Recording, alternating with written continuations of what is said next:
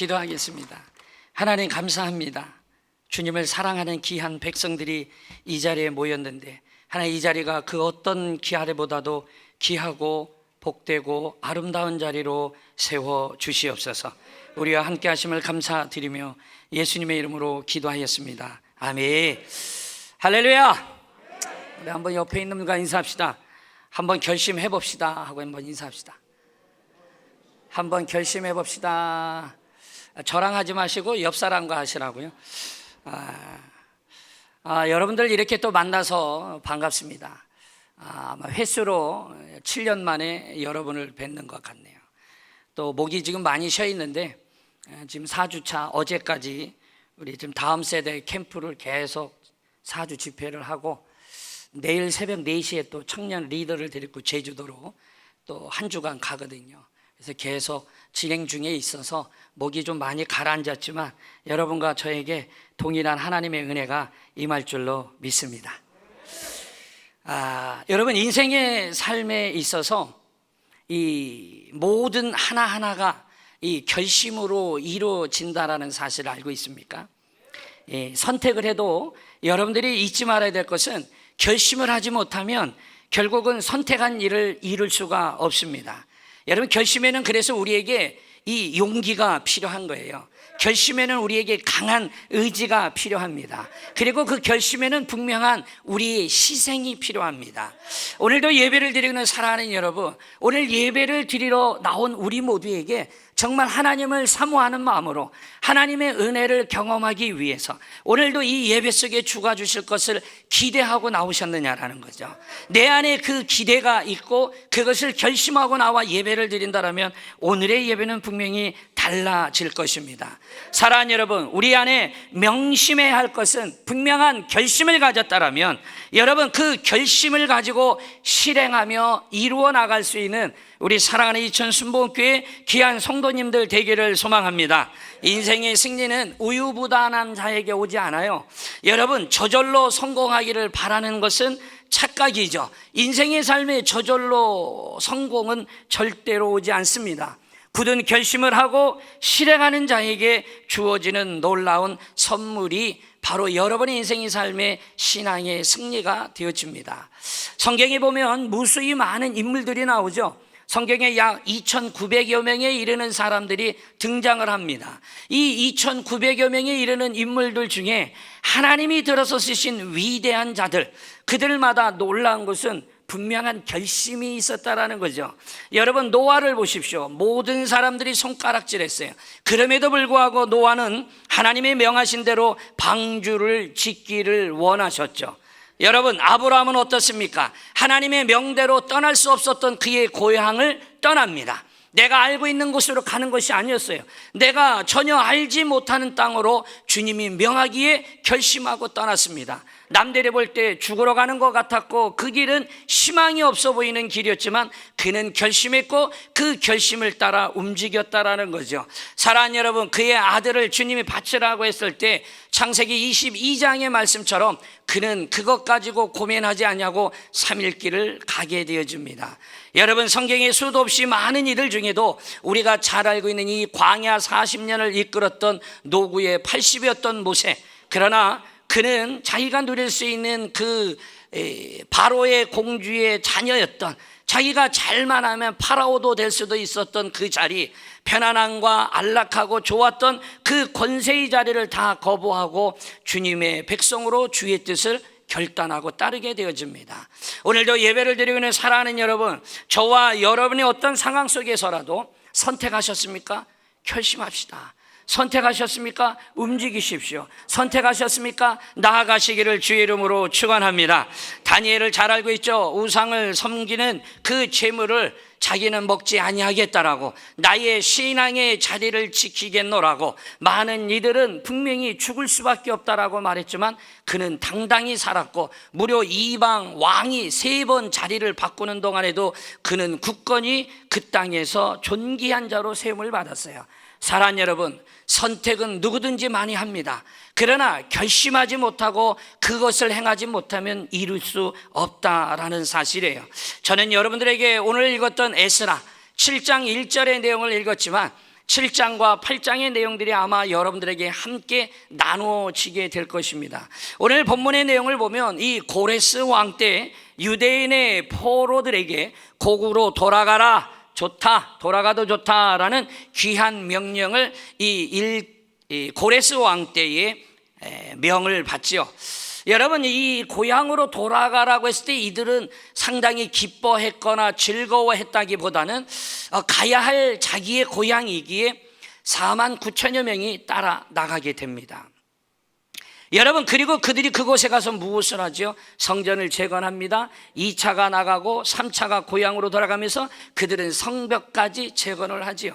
그러면서 그들이 가지고 있는 게 뭡니까? 무너지고 부셔지고 회파되어지고 상처 입고 어려웠던 그들, 이제 주님의 은혜 안에 성전을 짓고 성벽을 지은 그들이 예배를 드리고 그 안에 절기를 지키며 하나님 앞에 기쁨과 영광을 돌리죠. 근데 여러분, 놀라운 것은 오늘 이 말씀을 잘 계속 읽다 보면 아쉬운 것이 나옵니다. 여호와 하나님께 돌아오기는 했어요. 그리고 힘써서 와서 성전도 짓고 성벽도 재건을 했습니다. 근데 문제가 있죠. 그들의 영적인 상태가 하나님과의 관계 회복이 지지부진한 거예요. 와서 예배는 드렸어요. 와서 하나님의 일은 하고 있습니다. 근데 그의 안에 하나님의 만지시는 그 하나님과의 관계는 지지부진한 거예요. 와 있는데 기쁘지 않아요. 와 있는데 힘든 거예요. 와 있는데 세상 사람과 정말 구별이 되지 않는 삶을 살아가고 있는 그들의 모습이 오늘 읽은 이 본문의 내용을 쭉 읽다 보면 그들의 모습들이 비춰지게 되어집니다. 사랑 여러분, 70년 만에 돌아왔으면 기쁘고 즐거워야죠. 그런데 그들은 그렇지 못했던 겁니다. 귀환한 지 1세대가 거의 다 죽어가는 90년이 넘어서야 2차 귀환이 이루어지죠. 가기 싫었던 거예요. 그 험난한 곳 가기 싫어요. 뭐하러 그렇게 힘들게 신앙생활하고 힘들게 해야 되냐 이거죠. 그러면서 가지 않았던 그들, 그러나 오늘 본문에 나오는 에스라가 이 2천여 명이 되지 않는 이들을 이끌고 그들이 고향으로 오게 되어집니다. 그리고 놀라운 것은 그들에게 새바람이 일어나죠. 사랑하는 여러분, 고레스 왕에게 감동을 주었던 거, 90여 년이 지난 다음에 아닥사스다 왕이 세워졌을 때 그도 동일하게 명령을 내립니다. 내 나라 안에 있는 유대인들은 누구든지 고향으로 돌아가도 좋다. 예루살렘으로 돌아가기를 원하는 사람들은 하나님의 율법을 잘 지키고 잘 알고 있는 학사 에스라를 보낼 테니 에스라가 원하는 것은 뭐든지 다 보내주고 그리고 그를 따라 너희들 고향으로 돌아가도 좋다. 할렐루야. 사랑하는 여러분, 이 엄청난 명령이 그리고 폭음으로 떨어졌어요. 사랑하는 여러분, 이미 영적으로 자라지 못하고 있는 그들, 지지부진하게 있는 그들에게 영적 거장인 에스라가 가게 되어집니다. 그는 오늘 읽은 본문 말씀일대로 잘 보면 그는 실력을 인정받은 자죠. 페르시아에서 높은 지위에 있었던 자라는 걸 알 수 있어요. 그리고 그의 가문을 보니까 어디서 뚝 떨어져서 주워온 사람이 아니었던 거예요. 그래서 1절에서 여러분이 읽었던 본문 5절까지가 그의 가문을 쭉 나열한 거예요. 이게 아무나 주워온 사람이 아니라는 거죠. 이는 실력 있고 인정받고 하나님의 사람임을 우리에게 보여주고 있죠. 심지어 사람에게도 인정을 받았어요. 에스라가 오늘 읽었던 6절에 보면 페르시아 왕에게 구한 것 모든 것을 다 받았다라고 되어져 있습니다. 여러분, 사람에게 구하는데 다 받았다? 여러분들이 부모님에게 혹시 뭔가를 요구했을 때 부모님이 다 해 주십니까? 어려울걸요. 맞박이나 안 젖어지면 다행인 겁니다. 여러분, 그런데 이 왕에게, 더더욱 이방인인 왕에게 지금 그가 구했는데 받지 못한 것이 없다라는 거죠. 사랑하는 여러분, 우리 안에 주님과 친밀한 자가 되기를 소망합니다. 주님과 가까이 다가갈 수 있는 우리 모두가 되어지기를 소망합니다. 에스라는 바로 그렇게 아닥사스 왕으로부터 전권을 위임받아서 2차 기한을 시행한 거예요. 여러분, 2차 기한을 갔을 때에 바벨론에서 예루살렘까지 지도로 보면 저거 잠깐 가면 되겠네. 잠깐 가지 않죠. 오늘 읽었던 본문에 보면 4개월 동안 간 것이 기록이 되어져 있어요. 9절에 읽기는 읽었어요. 여러분이나 저나. 읽었는데 그 내용이 거기 있는 겁니다. 바벨론에서 출발했는데 예루살렘에 도착했다라고 했을 때 여러분 거기에 어떻게 기록이 되어져 있어요? 4개월을 걸렸다라고 기록이 되어져 있어요. 저 1500km가 넘는 거리를 그들이 걸어서 도착을 하게 되는 겁니다. 여러분, 우리는 그냥 포로로 있다가 돌아왔으면 쉽게 왔다라고 아무 생각 없이 생각하는 경향이 많지만 저 길은 죽음을 내놓고 가야 되는 길이고요, 저 길을 떠났을 때 보장이 되지 않는 길이에요. 고향으로 가라고 했지만 가는 것이 확실하지 않아요. 왜냐하면 여러분, 저 사막의 길을 갈 때에 수많은 강도떼들이 있고, 그리고 이스라엘이 고향에 돌아가서 재건한다라는 소문 때문에 주변에 있는 많은 부족 국가들이 가만히 있지 않았어요. 저것들 갈 때 다 잡아 죽여야 된다라는 거죠. 저기 나라가 다시 세워지면 우리가 힘들다라는 거죠. 그러니 귀환으로 임명을 받은 지도자는 솔직히 상당히 부담스럽고 어렵고 자기의 생사도 보장받지 못하는 자리가 그 자리인 거예요. 1차 때 얼마나 갔는지 아십니까? 49,897명이 갔어요. 2차 때는 2,000명이 되지 않는 1,754명이 갔습니다. 3차 때는 얼마나 갔을까요? 42,360명이 갔어요. 허벌나게 갔네. 여러분, 그렇게 생각하면 안 됩니다. 그들이 페르시아의 속국으로 있으면서 잡혀갔던 그들, 그 고향으로 돌아오지 않은 이들, 여러분 출애굽기를 잘 보면 장정만 60만 명이 따라 나갔다라고 돼 있어요. 그러면 우리는 신학적으로 보편적으로 200만 명이 따라갔다라고 말하지만 저는 별로 그걸 인정하고 싶지는 않아요. 장정이 60만 명이면 분명히 결혼한 장정들, 군인으로 쓸 수 있는 사람들 보편적으로 다 결혼을 했어요. 아내가 있지 않습니까? 120만 명. 그러면은 거기에 누가 생깁니까? 자녀가 생기죠. 이스라엘도 자녀를 많이 납니다. 많이 나. 5, 6, 7, 8 많이 납니다. 나야 돼요. 그래야 살 수가 있어요. 그런데 남자와 여자만 있다고 생각합시다. 둘만 낳았다라고 해도 여러분 120만 명에 2를 곱하면 240만 명이에요. 240만 명에다가 거기다가 뭐예요? 나이 드신 분들을 숫자로 안 셌잖아요. 어린아이들 숫자에 없잖아요. 여자들 숫자에 없잖아요. 이분들 어디 갔어요? 그분들 보태야죠. 아무리 적어도 60만이 넘어요. 거기다가 잡족이라고 그래서 다른 민족이 같이 따라서 도망 나왔어요. 광야 나올 때. 그러면 아무리 적어도 300만 명이 넘죠. 여러분, 그러면 신학적으로 보통 200만 명이라고 했을 때 200만 명의 10의 1은 20만 명이 나와야 되는 거예요. 고향으로 돌아온 숫자가 10만 명이 안 돼요. 하나님이 부르시고 회복되어질 그 자리에 나온 자가 5%가 되지 않아요. 인구가 300만이라고 보면 2.5%밖에 되지 않아요. 사랑하는 여러분, 신앙을 지키는 거 쉽지 않습니다. 여러분의 자리를 굳건히 지키는 게 쉽지 않습니다.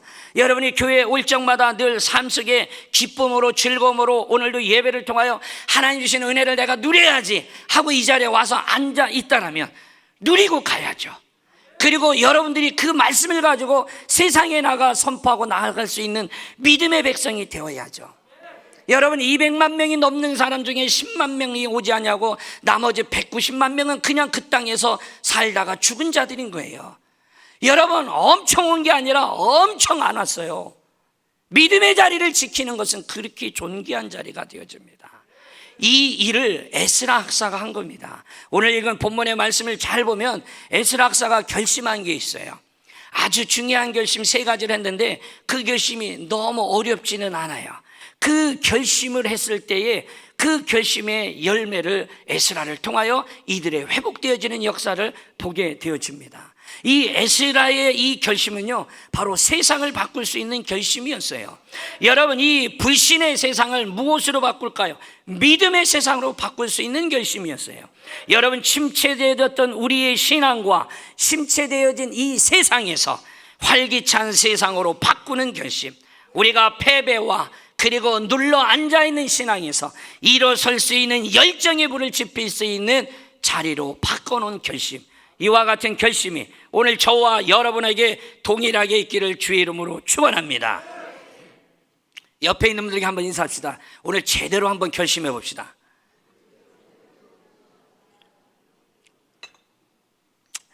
어디 제대로 한 건 나보겠네. 에스라의 결심이 중요한 거예요. 에스라의 결심이. 여러분, 오늘 있는 본문의 내용을 가지고 제가 잠깐 세 가지로 말씀을 드릴게요. 첫째는 바로 말씀을 배우는 겁니다.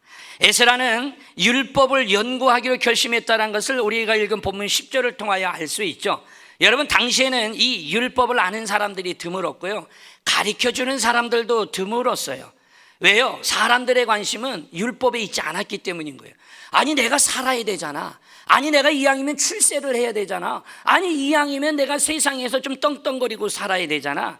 이미 포로 생활로 오래 살아온 이들에게는 율법이 의미가 없는 거예요. 하나님의 말씀이 나하고 무관한 거예요. 왜? 내가 출세하는 길은 그 당시에 바벨론의 문화, 페르시아의 문화, 페르시아의 언어, 페르시아의 학문, 그리고 그들이 갖고 있는 풍속들을 잘 익혀서 내가 그 속에서 살아나야 되니까 율법을 아는 게 중요한 게 아니라 페르시아와 바벨론의 문화와 그들의 학문과 그들의 것을 배우는 게 더 중요했기 때문이라는 거죠. 또한 율법을 잘한다라고 누가 알아주지도 않았어요. 여러분, 오랜 세월 이국 생활을 했던, 이방 생활을 했던 그들은 살아남기 바빴죠. 그러니 율법을 중요하게 여기지 않을 수밖에 없는 겁니다. 모두가 율법에, 하나님의 말씀에 무관심하던 시대, 그래서 율법은 사람들에게서 잊혀지고 멀어지고 있었던 거죠. 잘 생각해 보십시오. 나는 과연 하나님의 말씀이 내 안에 있는가 고민해 보시기를 바랍니다. 우리는 불평하고 비평하고 비판하고 여러 가지 어렵고 힘든 얘기는 참 잘하지만 과연 내 안에 하나님의 말씀이 역동적으로 살아 있었는가에 대해서 고민해 보아야 됩니다. 여러분, 다음 세대를 품기를 원하십니까? 다음 세대들이 여러분 먹을 거 잘 차려놨다라고 교회 옵니까?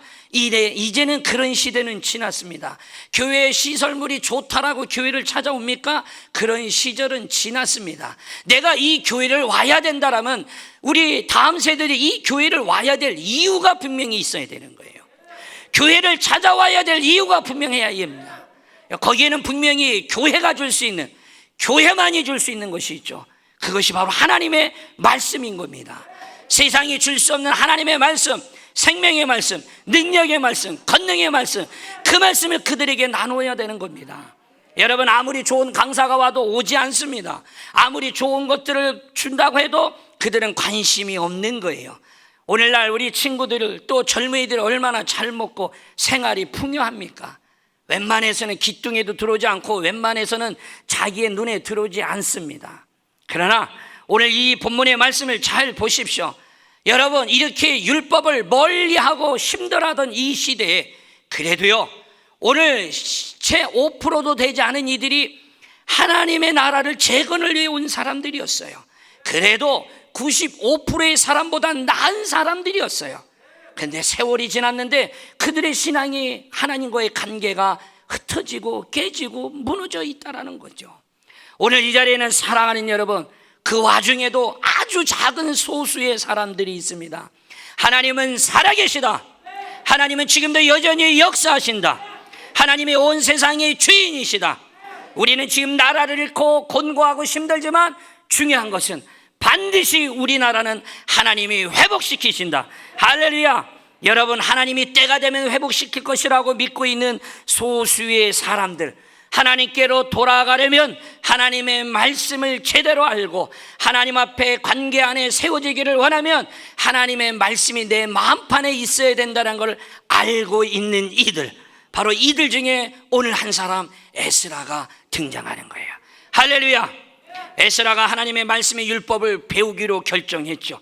그리고 그 일에 매진하죠. 그리고 날마다 말씀을 연구합니다. 여러분, 왜 그렇습니까? 하나님의 말씀의 뜻을 바로 알아 바로 전해야 되고 바로 알아야 바른 생활을 할 수 있기 때문인 거예요. 항상 하나님의 말씀인 율법을 깨닫는 일에 그는 온 힘을 다 쏟습니다. 사랑하는 여러분, 율법을 잘 아는 훌륭한 스승이 있으면 찾아갔던 에스라, 어디든지 마다하지 않냐고 찾아가 연구했던 에스라, 결국에 율법의 능통한 학사가 되어지죠. 가장 능통했던 그를 지도자로 내보내주는 거예요. 사랑하는 여러분, 여러분은 하나님의 말씀을 잘 아십니까? 여러분은 하나님의 말씀이 과연 얼마만큼 내 안에 자리 잡고 있습니까? 우리는 듣는 것에만 익숙해져 있죠. 내 심장이 뜨거워야죠. 사랑하는 여러분, 내일 새벽에 떠날 청년 리더들, 제주도로 갈 이 친구들, 그들이 가서 뭐 많은 걸 공부하고 많은 걸 하는 건 아니지만 그들과 함께 먹고 자고 싸고 함께 움직이는 거죠. 5일간이라는 긴 여정 속에 한라산도 올라갑니다. 올라간 이유는 12시간을 왜 올라가요? 라고 말할 수 있죠. 올라가봐야 올라간 사람의 마음을 알 수 있는 거예요. 올라간 자가 세상을 향하여 호령할 수 있는 겁니다. 가보지 않은 자는 말할 수 없는 거예요. 수도 없이 제주도는 갔다 와도 한라산은 저기 있네 하고 온 사람은 한라산을 모르는 거예요. 정복해야죠. 일본에 갔어요. 후지산에 저는 올라갔습니다. 비바람을 뚫고 후지산에 올라갔어요. 후지산에 올라가야 일본을 다 봤다라고 말할 수 있어요. 예전 카자흐스탄에 갔을 때 침불락의 꼭대기 산을 올라갔어요. 걸어갈 수 없어서 케이블카를 3번 단계를 갈아타고 삐그덕거리는 나무 의자 타고 올라갔어요. 사랑하는 여러분, 말씀이 살아있어야 됩니다. 말씀이 살아있어야 내 삶에 하나님을 향한 열정이 살아나는 거예요. 내가 10년이 있었다, 20년이 있었다, 30년이 있었다가 중요하지 않아요. 단 1년이 아니라 몇 개월이 있었을지라도 말씀에 생명력 있는 말씀이 내 안에 있을 때 비로소 우리는 호령을 할 수 있는 자가 되는 겁니다. 에스라 학사가 이들을 데리고 간 거죠. 그리고 이 에스라가 결심한 건 말씀을 배우기로 결심한 겁니다. 하나님의 말씀을 날마다 가까이 있는 여러분들 되기를 소망합니다. 할 일이 바쁜 이 현대인일수록 말씀 배우고 말씀 듣는 일을 거추장스럽게 생각하죠. 들어도 되고 안 들어도 되는 것으로 생각하죠. 사랑하는 여러분, 하나님의 말씀을 멀리하면 할수록 우리는 내가 살아가는 내 인생의 삶에 내가 주인이 되어지는 거예요. 내 마음대로 살아가게 되어지는 겁니다. 내 중심으로 살아갈 수밖에 없는 거예요. 그러다 보면 우리에게 쌓이는 게 있습니다. 근심이라는 게 쌓입니다. 걱정이라는 게 쌓입니다. 불평이라는 게 쌓일 수밖에 없는 거예요. 하나님께 가까이 나아가고 싶습니까? 딱 2번만 가시면 될 것 같아요. 나머지는 그냥 알아서 사세요. 하나님께 가까이 가기를 원하십니까? 여러분의 인생의 삶에 아멘 아멘 외친 자들마다 하나님의 역사가 일어날 줄 믿습니다. 사랑하는 여러분, 아멘 하는 건 돈 들어가지 않아요. 힘써서 하십시오. 할렐루야. 교회에 오셔서 목사님의 말씀을 선포할 때 힘써서 하십시오. 집에서 부인 밥 좀 줘, 아멘 이런 사람 없어요. TV 좀 틀어줘, 아멘 이럴 사람 없습니다. 교회 와야 아멘 하지 않아요. 아니, 이 아름다운 언어를 왜 이곳에서 안 쓰고 어디서 쓰려고 그래요? 혼자서 화장실에서 혼자 그럴 거예요? 아멘 아멘 아멘 아멘 아멘 이럴 거예요? 아니에요. 하나님은 우리에게 분명히 말하고 있는 겁니다. 말씀을 배우는 게 어려운 게 아닌 거예요. 선택은 수도 없이 해요. 내가 이번엔 하리라, 이번엔 하리라, 이번엔 하리라, 이번엔 하리라. 그랬더니 어느 순간에 천국에 가 있는 거예요. 결단해야 됩니다. 결심해야 됩니다. 2번째로 에스라가 뭘 결심한지 아십니까? 2번째로는 바로 말씀을 따르기로, 준행하기로 결심합니다. 할렐루야. 수많은 이들의 말씀의 율법을 배우기를 원하고 그 일에 행했다라면 이제는 여러분 듣는 것으로 끝나면 소용이 없는 겁니다. 오늘 에스라가 말하고 있어요. 나는 말씀을 준행하기로 결심했다라는 거죠. 할렐루야. 말씀을 공부하고 났더니 그가 깨달은 게 있어요. 하나님은 자기를 찾는 모든 이들에게 하나님의 선을 베푸신다는 걸 알았어요.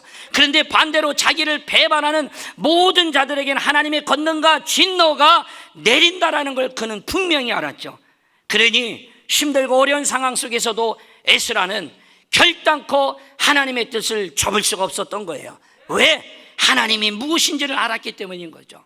에스라 오늘 7장 10절까지 보았지만 뒤를 15절에서 20절까지 보면요, 거기 왕이 아닥사스다 왕이 예루살렘에 갈 때에 하나님께 예물로 드리라고 누구에게? 에스라에게 하산 금과 은, 금은폐물이 많이 줬어요. 심지어 여러분 나중에 8장에 가면 너희들이 가는 그 길, 많은 강독대가 있고 산적이 있고 너희를 해하는 사람들이 무지 많을 텐데 내가 너희들을 위해 보병과 마병을 붙여서 너희들을 지키게 해주겠다. 심지어 아닥사스다 왕이 에스라에게 그렇게까지 말을 해요. 여러분 8장에 그렇게 말을 하고 있는데도 불구하고 여러분 이들은 이 모든 걸 마다합니다. 그리고 그들은 어떻게 합니까? 기도하고 하나님이 우리를 지키신다라고. 할렐루야. 세상이 우리를 지켰노라고 말하는 게 아니라 하나님의 말씀이, 하나님의 백성이 하나님의 뜻에 살아가는 자를 주님이 지키시고 보호하시고 인도하시고 우리의 삶에 함께 하신다라는 이 생명의 말씀, 변하지 않는 진리의 말씀이 반드시 우리를 지킬 것이라는 거죠. 사랑하는 여러분, 말씀을 따르기로 살아가기로 결단한 그들, 그렇다고 해서 그게 그렇게 쉬울까요? 그래서 우리가 기억해야 될 것은 그겁니다. 우리가 아는 것보다 어려운 게 있어요. 아는 것, 내 지식적으로 아는 것보다 어려운 게 있어요. 사는 게 어렵습니다. 여러분, 교회 안에 와 예배 드리는 것보다 어려운 게 있어요. 우리의 삶의 필드로 돌아갔을 때 여러분의 삶이 중요합니다. 어찌 삽니까? 사랑하는 여러분, 하나님을 만나고 하나님의 은혜 안에 살아가는 이들이라면, 하나님의 말씀을 들은 자라면 여러분 그 말씀을 따라 행하며 살아갈 수 있는 우리 모두가 되기를 소망합니다. 말씀을 잘 아는 것도 어렵지만 말씀대로 사는 것 또한 그보다 더 어렵다라는 사실이죠. 왜요? 우리가 살아가는 삶은 매번 우리에게 믿음이라는 걸 요구하고 있기 때문에 그래요. 알아도 믿지 못하면 지킬 수가 없는 겁니다. 여러분, 그러면 신앙은 절대 자라지 않아요. 우리의 삶은 절대로 변하지 않습니다. 하나님의 능력도 경험할 수 없는 거예요. 4주간 캠프를 다니며 그 떼약볕에 폭염 속에 우리 유치부 아이들이 다녔어요. 우리 아동부 친구들이 다녔어요. 그리고 우리 젊은 청년들이 갔다 왔고, 지난주에 바로 어제 돌아왔던 우리 학생들, 이 태풍을 몰고 이 올라오고 있는 이 상황 속에서도 저 서해안 쪽으로 캠프장을 향해 갔어요. 목사님 오늘 갑니까? 우리는 가리라. 우리는 가리라. 우리 담임 목사님이, 고 목사님 이거 가도 될까요? 예, 갑니다. 이미 밥 다 차려놨습니다. 가야 됩니다. 사랑하는 여러분, 어떤 환경이 우리를 막을 것 같아도 하나님의 이름을 들고 가는 그 자리마다 하나님의 역사는 일어나게 돼 있어요. 힘들고 어렵고 곤고해도 가는 거예요. 삼척과 울진에 큰 태풍이 몰아왔던 몇 년 전이 있습니다. 그 화마로 인하여 많은 재해들이 있었어요. 그날 밤에도 그 태풍을 향하여 캠프를 갔어요. 삼척을 향해 갔어요. 나는 그렇게 많은 비를 맞아보긴 그때 처음일 정도로 차만 열고 나가면 홀딱 젖어 들어오는데 갔어요. 다음날 쨍쨍 햇빛 났어요. 할렐루야.